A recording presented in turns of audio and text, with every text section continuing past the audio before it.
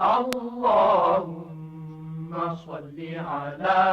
محمد اللهم صل على محمد وعلى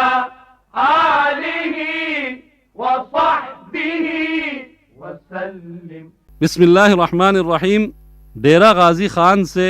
محمد سراج الدین صاحب، آپ نے پوچھا ہے، دور حاضر میں سکول، کالج اور یونیورسٹیوں کے قیام کے باوجود نئی نسل میں شعور و تربیت کا خاصا فقدان دیکھا گیا ہے۔ اس کے اسباب اور حل کیا ہے؟ اسلام میں تعلیم کا کون سا سلیبس متعین کیا گیا جس کے پڑھنے کے بعد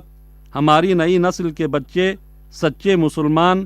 اچھے انسان اور مفید شہری بن سکے؟ جناب محمد سراج الدین صاحب و سامعین کرام، جہاں تک تعلیم و تربیت کے حوالے سے اسلام میں سلیبس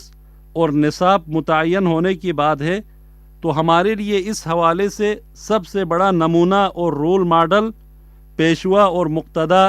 جناب محمد الرسول اللہ صلی اللہ علیہ وسلم کی ذات گرامی اور بابرکت ہستی ہے۔ اسلام سے بڑھ کر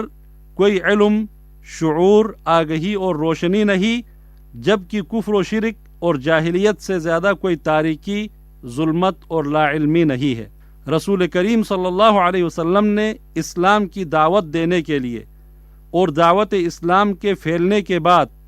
صحابہ کرام رضوان اللہ علیہم اجمعین کی تعلیم و تربیت کے لیے جو نظام، طریقہ اور انداز اپنایا،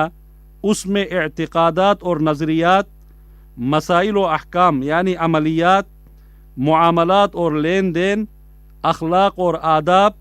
حقوق اللہ اور حقوق العباد سب شامل تھا، جس میں سے درجہ بدرجہ حسب اہمیت عقائد و نظریات کی اصلاح سے شروع کر کے آخر تک تمام پہلوؤں کا احاطہ کیا گیا ہے۔ لہٰذا آج کے دور میں بھی کامیاب نظام تعلیم و تربیت وہی ہے جو رسول کریم صلی اللہ علیہ وسلم کے اس جامع اور مربوط تربیتی پلان پر مشتمل ہو۔ رہی بات کہ آج ہمارے تعلیمی اور تربیتی ادارے شعور و آگہی اور تربیت دینے میں مکمل کامیاب کیوں نہیں، تو بنیادی وجہ آپ یہی دیکھیں کہ ان اداروں کا نظام،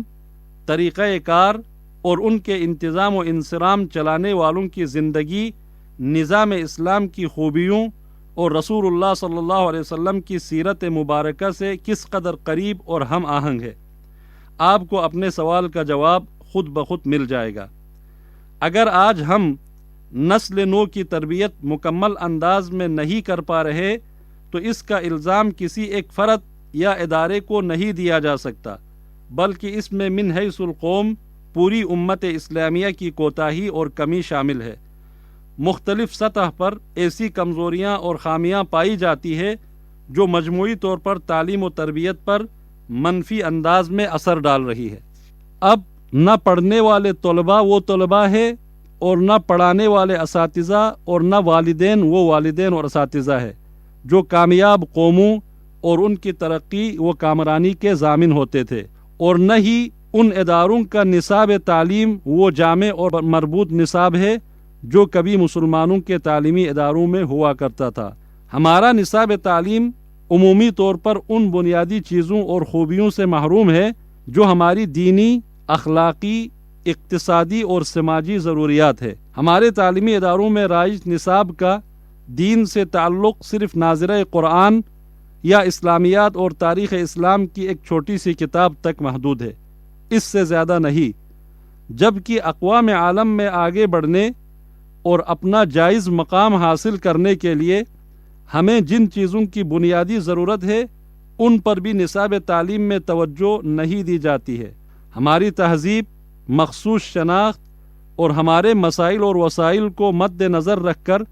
ایک مربوط نصاب تعلیم اور تعمیر و ترقی کا ایک جامع پلان مرتب کرنے کی بجائے دنیا کی دیکھا دیکھی اور نقالی میں ہم طلباء کو ایک ایسی زبان میں معلومات رٹوانے پر اکتفا کر رہے ہیں جو نہ ہماری دینی زبان ہے اور نہ ہی ہماری تہذیب و تمدن اور سماج و سیاست کی زبان ہے، جس کی وجہ سے ہمارا بہت زیادہ وقت اور محنت بغیر کسی فائدے اور نتیجے کے ضائع ہو رہا ہے۔ اسی طرح وہ اساتذہ جو طلباء کی تربیت اور شخصیت سازی کی ذمہ داری نبھا رہے ہیں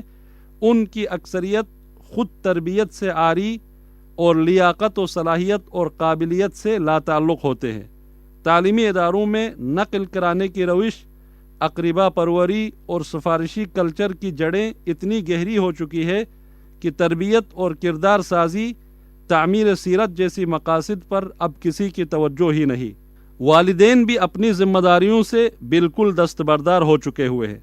بہترین تعلیم و تربیت کا حصول اسی صورت میں ہی ممکن ہے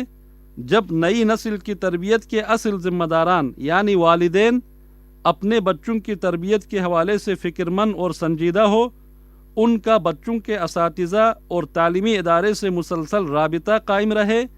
بچوں کی تعلیمی کارکردگی اور تربیت سے متعلق معلومات کا تبادلہ ہوتا رہے، خامیوں اور کوتاہیوں پر مشترکہ طور پر توجہ دے کر ان کی اصلاح اور بہتری کا کوئی حل اور راستہ اختیار کیا جائے۔ مگر اکثر والدین اپنی اس ذمہ داری سے لاپرواہ نظر آتے ہیں۔ وہ بچے کو تعلیمی ادارے میں داخلہ دلوا کر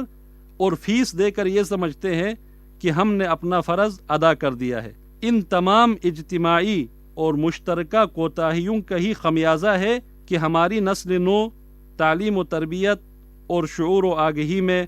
ترقی یافتہ اقوام سے پیچھے رہ گئی ہے۔ اللہ تعالی ہماری حالت پہ رحم کرے اور ہماری اصلاح کے لیے بہترین راستوں کو منتخب کرنے کی توفیق عطا فرمائے۔ وآخر دعوانا ان الحمد للہ رب العالمین۔